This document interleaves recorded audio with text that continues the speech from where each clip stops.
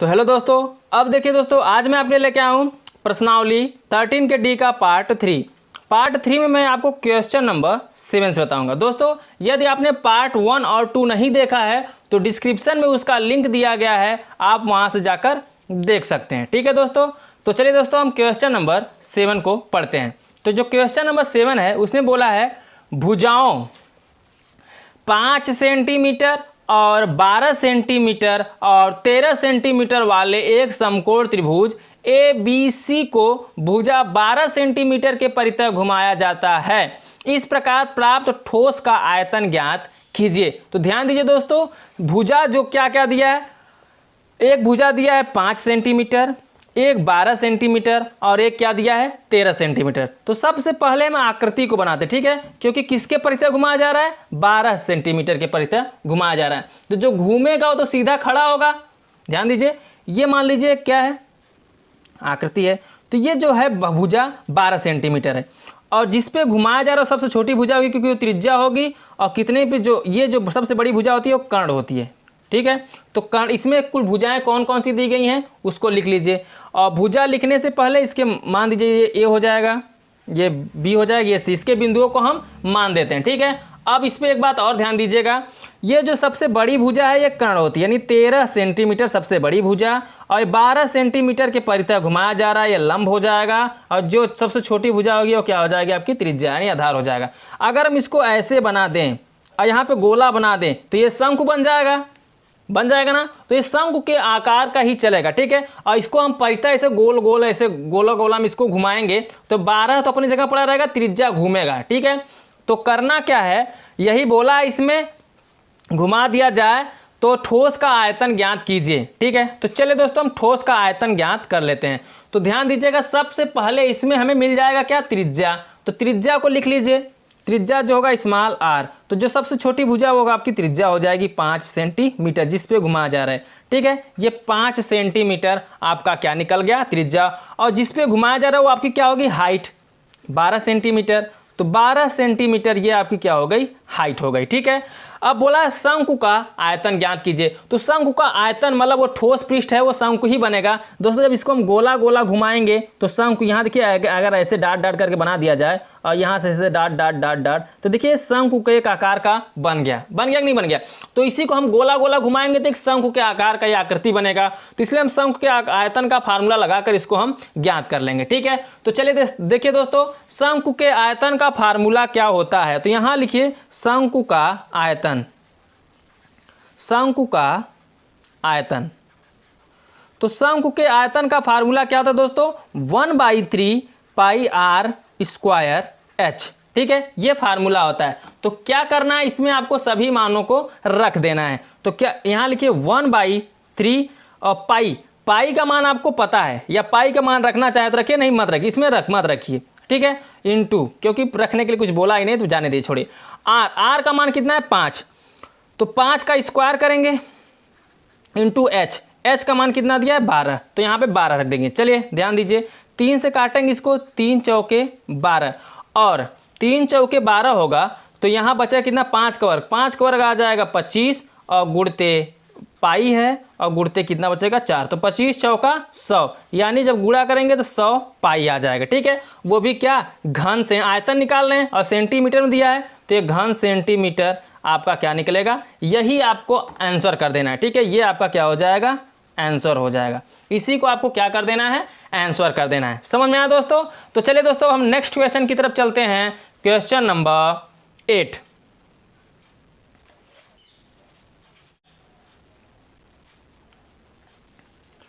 अब देखिए दोस्तों क्वेश्चन नंबर 8। क्वेश्चन नंबर 8 में क्या बोला है, इसमें बोला है यदि प्रश्न 7 के त्रिभुज ABC को यदि भुजा 5 सेंटीमीटर के परितः घुमाया जाए तो इस प्रकार प्राप्त ठोस का आयतन ज्ञात कीजिए। प्रश्नों 7 और 8 में प्राप्त किए गए दोनों ठोसों के आयतनों का अनुपात भी ज्ञात कीजिए। इसमें दो कंसेप्ट क्लियर करना है दोस्तों। तो अब जो घुमाना है दोस्तों वो कितने, 5 सेंटीमीटर के परितः घुमाना है। तो चलिए दोस्तों अब आकृति बनाते हैं। अब 5 सेंटीमीटर की इसको परितः घुमाना है, यानी हाइट जो होगी अब ये कितनी हो जाएगी, 5 सेंटीमीटर। त्रिज्या बदल जाएगा और कर्ण वही रहेगा।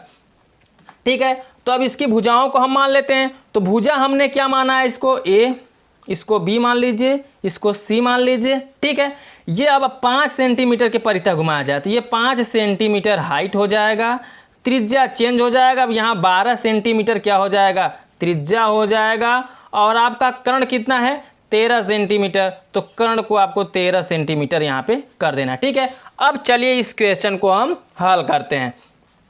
तो जब हम हल करेंगे तो यहाँ त्रिज्या क्या हो जाएगा, 12 सेंटीमीटर। आर बराबर क्या निकल जाएगा, 12 सेंटीमीटर। तो यहाँ लिख दीजिए आर बराबर 12 सेंटीमीटर। और हाइट क्या निकलेगा आपका, ध्यान दीजिए दोस्तों, हाइट जो निकलेगा वह निकलेगा, यहाँ पे चेंज कर दिया गया, 5 सेंटीमीटर के परितः घुमाया जा रहा है तो ये 5 सेंटीमीटर इसका क्या हो जाएगा, हाइट हो जाएगा। ठीक है, अब देखिए अगर यहाँ से हम डॉट डॉट डॉट डॉट करके बनाएं यहाँ पे, तो देखिए एक शंकु बनेगा। शंकु के आकार बनाएगा नहीं बनाएगा, जब घुमाएगा बार बार तो ये शंकु का आकार ले लेगा, घूमेगा तब। जब शंकु का आकार लेगा तो शंकु के आयतन का हम यहाँ पे फार्मूला लगा के इसको हल करेंगे। ठीक है, तो आपको आयतन बराबर पता ही है, यहाँ लिख लीजिए शंकु का आयतन या आयतन बराबर क्या, क्योंकि पता है शंकु चल ही रहा है, तो 1/3 पाई आर स्क्वायर एच। चलिए इसी फार्मूले में रखकर इसको हम क्या करते हैं, हल करते हैं। तो 1/3 को आपको वैसे ही रहने देना है, पाई भी ऐसे ही रहेगा। आर का मान अब यहाँ कितना रखना है, 12, तो 12 का क्या हो जाएगा, स्क्वायर हो जाएगा। और एच का मान कितना, 5। तो यहाँ पे 1/3 को आप ऐसे रहने दीजिए, पाई भी ऐसे रहेगा। 12 को 2 बार लिख दीजिए, 12 गुणते 12, क्योंकि स्क्वायर है 2 बार करेंगे, इंटू 5, तो 3 से इसका गुणा करेंगे, 3 चौके 12। अब कितना आया, जो आया उसका गुणा कर दीजिए, 5 चौके 20 और 12 दूना 24, 200 कितना आ जाएगा, 40 पाई। ठीक है, वो भी क्या, घन सेंटीमीटर। आयतन है तो ये घन सेंटीमीटर इसका क्या निकल जाएगा, ये पहला आंसर निकलेगा। ठीक है, अभी इसमें एक क्वेश्चन और बोला है। अब इसमें आपसे बोल दे रहा है प्रश्न संख्या 7 और 8 के आयतनों का अनुपात ज्ञात करना है। ठीक है, तो चलिए प्रश्न संख्या 7 में क्या निकला था, यदि आपने नहीं देखा प्रश्न संख्या 7 तो प्लीज बैक करके देख लीजिए, उसके बाद प्रश्न संख्या 8 को देखिए। तो इसके अनुपात निकालना है। तो प्रश्न संख्या 7 का जो आयतन का अनुपात निकला था वह निकला था 100 पाई। ठीक है, तो यहाँ पे अब आपको लिखना क्या है, ये लिखिए आप यहाँ पे कि प्रश्न संख्या 7,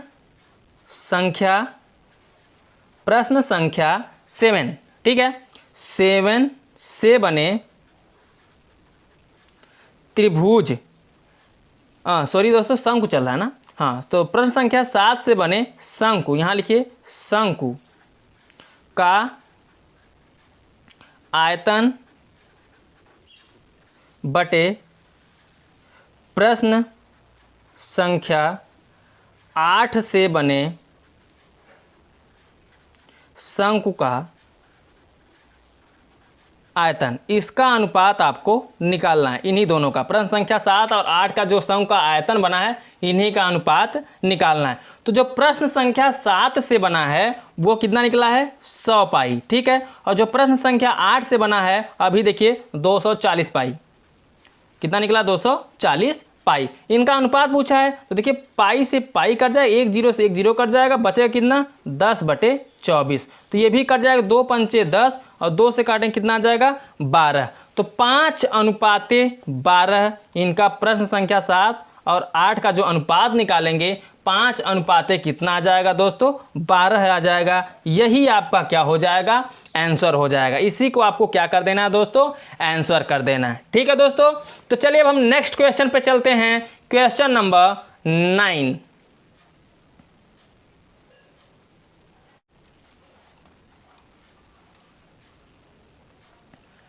अब देखिए दोस्तों क्वेश्चन नंबर 9, क्वेश्चन नंबर 9 में क्या बोला है एक बार पढ़ते हैं।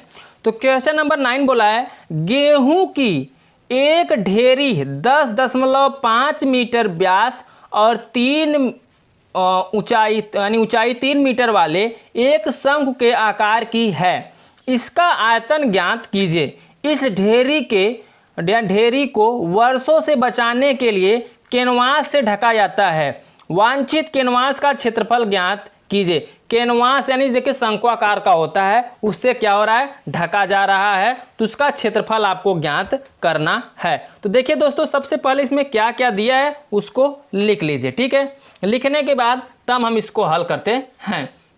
तो इसमें क्या दिया है, पहले आपको व्यास दे दिया है, ढेरी का व्यास, तो व्यास दिया है 10.5 मीटर, व्यास दिया है यानी डी बराबर, तो डी जो है वो कितना दिया है 10.5 मीटर में दिया है, तो यहाँ मीटर लिख दीजिए। ठीक है, अब डी से आप क्या निकाल लेंगे, त्रिज्या, तो इससे त्रिज्या निकालेंगे यानी 2 से भाग करेंगे, तो आर बराबर निकालेंगे 10.5 बाई कितना करेंगे 2। जब इसको हम 2 से, अब यहाँ देखिए 0.1 अंक पे है, यदि हम इसमें 0 यहाँ से हटा दें तो कितना हो जाएगा 105 बटे, नीचे एक 0 बढ़ जाएगा। अब देखिए इसको काट दीजिए 5 से, 5 दूनी 10, 5 एक्का 5 और 5 चौके 20, तो नीचे आ जाएगा, यहाँ पे आ जाएगा काट के 21/4, क्या त्रिज्या जो निकलेगा इतना मीटर निकलेगा। ठीक है, 21/4 आपका क्या निकल गया, त्रिज्या निकल गया। और हाइट कितना दिया है 3 मीटर वाले, तो यानी हाइट भी आपका निकल जाए h बराबर 3 मीटर, तो यहाँ लिख लीजिए h बराबर 3 मीटर। अब आप यहाँ से क्या करिए, आयतन निकाल लीजिए। ठीक है, कैनवास का क्षेत्रफल आपसे पूछा है, तो जब तक आपका शंकु का वक्रपृष्ठ नहीं निकलेगा तब तक आपका कैनवास का क्षेत्रफल नहीं निकल पाएगा। ठीक है, तो सबसे पहले आप आयतन निकाल लीजिए। आयतन निकालने के बाद अब कैनवास का वक्रपृष्ठ निकालने के लिए आपको एल पता होना चाहिए। जब एच निकल, यहाँ से आयतन निकल जाएगा तो वहाँ से आप एल निकाल लीजिएगा। एल निकालने के बाद आप क्या करिएगा दोस्तों, वहाँ से इसको गुणा करके पाई आर एल रख कर हल कर लीजिएगा। ठीक है, तो कहने का मतलब सबसे पहले हम आयतन निकालते हैं। चलिए, आयतन निकालने के लिए क्या करेंगे, यहाँ पर फार्मूला आपको पता ही है, लिखिए आयतन, शंक्वाकार जो है उसका आयतन 1/3 पाई आर स्क्वायर एच हो जाएगा। ठीक है, चलिए यहाँ पे हम मान को रखते हैं, तो जो मान रखेंगे तो क्या हो जाएगा दोस्तों, 1/3 तो आपका ऐसे ही रहेगा। ठीक है, 1/3 आपका ऐसे ही रहेगा। अब आपको क्या करना है, पाई का मान रखना है, तो पाई का जो मान होगा वो कितना होगा 22/7, तो यहाँ 22/7 कर दीजिए। आर का मान अभी आपने निकाला कितना 21/4, तो स्क्वायर है तो इसको 2 बार लिखेंगे, 21/4 गुणते 21/4, क्योंकि वर्ग करेंगे एक बार फिर, इंटू एच का मान कितना है यहाँ पे 3 मीटर, तो यहाँ पे 3 रख दीजिए। देखिए 3 से 3 यहाँ पे आपका क्या हो जाएगा, कैंसिल हो जाएगा। ठीक है, और 7 से 21 कैंसिल हो जाएगा, 7 3 21। अब क्या बचा है, जो बचा है उसको लिख लीजिए। बचा क्या, ऊपर 22, 3 और कितना 21। और अभी देखिए ये भी करना चाहे तो कट जाएगा, 2 एक्का 2, 2 एक्का 2 और ये काटेंगे 2 दूनी 4। ठीक है, तो यानी कट गया, ऊपर बचा कितना 11, 3 और 21, और नीचे क्या बचा है दोस्तों 2 और 4, 2 चौके कितना हो जाएगा 8, तो यहाँ लिख दीजिए 2 चौके 8। ठीक है, अब क्या करना है, चलिए पूरा निकाल लेते हैं, इसका गुणा कर लीजिए। 11 3 33 या 21 3 63, 63 में 11 का गुणा करेंगे। चलिए देखिए यहाँ पे 21 3 63 और नीचे गुणते कितना 11/8, तो 11 3 33 हासिल 3 और 11 6 का 66 3 कितना 69 और नीचे कितना हो जाएगा 8। 8 से इसमें भाग कर दीजिए, तो जब 8 से हम इसको भाग करेंगे तो कितना आ जाएगा दोस्तों, डायरेक्टली हम लिख देते हैं 8 8 64 8 86 कर देते हैं 0.658, क्या वर्ग, आयतन निकाल रहे हैं तो मीटर क्यूब हो जाएगा। ठीक है, घन मीटर हो जाएगा। ठीक है, डायरेक्टली हमने भाग दे दिया दोस्तों, क्योंकि भाग देंगे तो वीडियो लंबा हो जाता है। चले, ये आपका यहाँ से आयतन निकल गया। ठीक है, अब आयतन निकल गया, अब क्या करना है, उसकी तिर्यक ऊंचाई निकाल लेते हैं, क्योंकि हमें कैनवास का क्षेत्रफल पूछा है। तो कैनवास का क्षेत्रफल निकालने के लिए सबसे पहले आपको वक्रपृष्ठ पता होना चाहिए, और यानी वक्रपृष्ठ के जो है कैनवास का क्षेत्रफल है वक्रपृष्ठ के क्या होता है बराबर होता है। ठीक है, यानी पूरा उसका क्षेत्रफल, तो जो वक्रपृष्ठ का शंकु के वक्रपृष्ठ का फार्मूला होता है वह होता है पाई आर एल। तो आपको एल नहीं पता है, तो सबसे पहले आप क्या करिए, एल निकालिए। ठीक है, तो एल निकालने के लिए आप क्या करेंगे, आपको फार्मूला पता है तिर्यक ऊंचाई निकालने के लिए। तो देखिए शंकु के जो आकार की ढेरी है उसका तिर्यक ऊंचाई हम एल मान लेते हैं, तो आप एल बराबर, आपको फार्मूला पता है, एल स्क्वायर बराबर क्या होगा H square plus R square. तो यहाँ से एल निकालना है, तो एल को आप ऐसे रहने दीजिए। एच का मान आपको पता है कितना दिया है 3, तो 3 का क्या कर दीजिए स्क्वायर, और आर का मान निकला 21/4, तो 21/4 का क्या कर देना है आपको स्क्वायर कर देना है। ठीक है, चलिए एल का स्क्वायर आपका इधर ऐसे रहेगा, 3 का वर्ग करेंगे 3 3 का 9, 21 का 441 हो जाए 21 के सम में, और 4 चौके 16। ठीक है, अब इसको क्या करेंगे गुणा कर लीजिए, तो जब इसका गुणा करेंगे 16 9 कितना हो जाएगा 144, और प्लस इधर 400 कितना 41, और नीचे कितना रहेगा 16। ठीक है, अब क्या करना है, इसको जोड़ देना है, तो जब इसको आप जोड़ेंगे तो कितना आएगा 4 1 5 4 4 8 और 4 1 5, यानी 585 बटे कितना आ गया 16। ठीक है, अब यहाँ से क्या निकलेगा, 16 से इसमें भाग देंगे।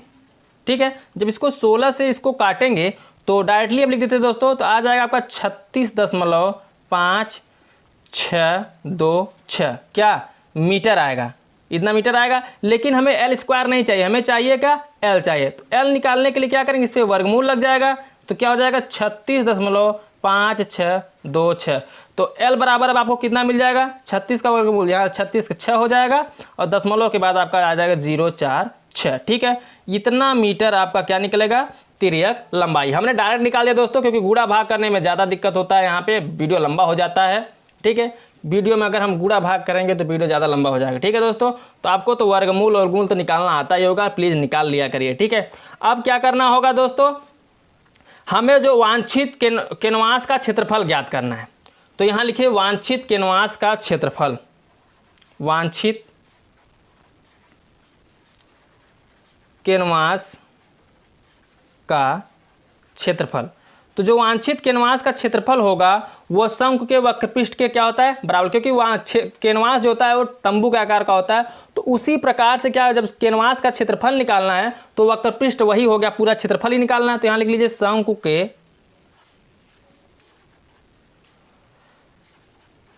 वक्रपृष्ठ का क्षेत्रफल। ठीक है, इसके बराबर होगा। तो आपको ये भी पता है कैनवास का क्षेत्रफल जब निकालेंगे तो वह शंकु के वक्रपृष्ठ का क्षेत्रफल बराबर होगा। तो यह इसका फार्मूला होता है शंकु के वक्रपृष्ठ का क्षेत्रफल का, इसका फार्मूला होता है पाई आर एल। तो इसमें मान रख दीजिए, पाई का मान आपको पता है 22 बटे कितना होता है 7।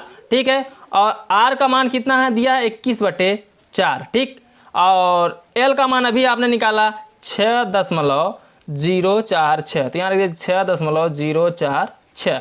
अब क्या करना है, इसको काट दीजिए, 7 त्रिक 21, 3 आ जाएगा और इसको काटेंगे 2 1 का 2, 2 1 का 2, इसको काटेंगे 2 दूनी 4। ठीक है, तो बचा कितना 11 गुणते 3 गुणते 6.046 और नीचे कितना बचा 2। अभी देखिए 2 से कट जाएगा। ठीक है, चलिए हम इसको 2 से भी काट देते हैं। तो 2 से काटेंगे 2 1 का 2 और 2 तिहाई 6, 0 ऐसे रहेगा, 2 दूनी 4, 2 तिहाई 6। तो पूरा कितना आ जाएगा 11 गुणते 3 गुणते 3.023, इतना आ जाएगा। अब इसका जब टोटली हम पूरा गुणा करें 11 तिया 33, 33 तिया 99, यानी 99 दशमलव लगभग में हम 7 5 डायरेक्ट लिख देते हैं दोस्तों। मीटर क्या वो क्षेत्रफल है, तो वर्ग मीटर। यही आपका क्या हो जाएगा दोस्तों, कैनवास का क्षेत्रफल हो जाएगा। इसी को आपको क्या कर देना है, आंसर कर देना है। समझ में आया दोस्तों? तो दोस्तों इस वीडियो में बस इतना ही। वीडियो पसंद आया हो तो वीडियो को लाइक करिए, वीडियो में कमेंट करिए और दोस्तों के साथ शेयर करना ना भूलिए। दोस्तों यदि आप इस चैनल पर नए हो तो चैनल को सब्सक्राइब कर दीजिएगा और साथ में बेल आइकन को भी प्रेस कर दीजिएगा, जिससे मैं जो भी वीडियो अपलोड करूं वह सबसे पहले आप तक पहुंचे। ठीक है दोस्तों, तो चलिए दोस्तों हम आपसे मिलते हैं अगले वीडियो में शेष बचे हुए सवालों के साथ। तब तक के लिए बाय बाय, जय हिंद, जय भारत।